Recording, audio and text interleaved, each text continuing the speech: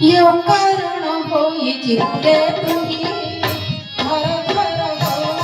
नाम जाउची बही नाम जाउची बही घर घर हो घर घर हो नाम जाउची बही नाम जाउची बही घर घर हो सब चाली जिबे ठकी दे जिबे केही तो पाखरे रहिबे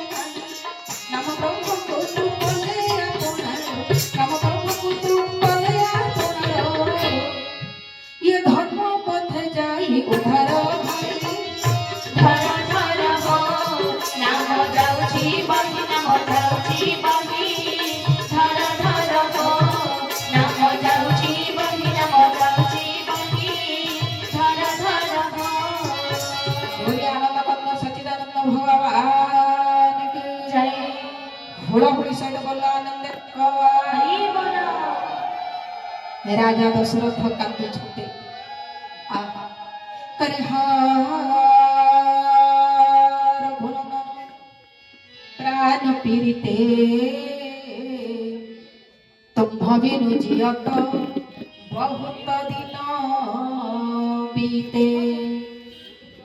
करे राम तुम बिररे बहुत दिन बंचिले आउ केबे बंची पारे कले को राजा दशरथ कले राम राम कही राम कही राम राम कही राम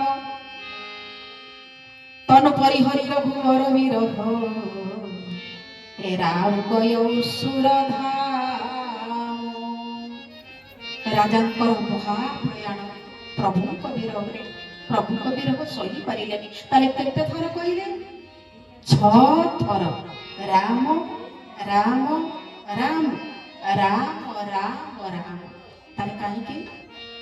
ନା ମା କୌଶଲ୍ୟା ମା ସୁମିତ୍ରା ସୁମନ୍ତ୍ର ଦଣ୍ଡାୟମାନ ଥିଲେ 3 ଜଣଙ୍କୁ ଚାହିଁଲେ ରାମ ରାମ ରାମ ପୁଣି ପୃଥକ ଭାବରେ ରାମ ରାମ ରାମ ଦ୍ୱିତୀୟ କାରଣ ଭଗବାନଙ୍କର ବନବାସ ମାତ୍ର 6ଟି ଦିନ ହେଇଥିଲା ରାଜାଙ୍କର ଯୋଉଦିନ ମହାପ୍ରାଣ ହେଇଛି ବିରହ ସହି ପାରି ନାହାନ୍ତି ତୃତୀୟ କାରଣ ପଡ଼େ ଷଡ଼ ଋତୁକୁ ତ୍ୟାଗ କଲେ ଯେତେବେଳେ ଜୀବ ଯେତେବେଳେ ମୃତ୍ୟୁବରଣ କରେ ତାର ଅନ୍ତିମ ସମୟରେ ଜିହ୍ୱା ଯେତେବେଳେ ଭଗବାନଙ୍କର ନାମ ନିଏ ଯେତେବେଳେ ଭଗବାନଙ୍କୁ ଦର୍ଶନ କରେ ସେତେବେଳେ ଆଉ ଷଡ଼ରିପୁ ରହିବ କି ତେଣୁ ଷଡ଼ରିପୁକୁ ତ୍ୟାଗ କଲେ ରାଜାଙ୍କର ମହାପ୍ରାଣ ହେଇଛି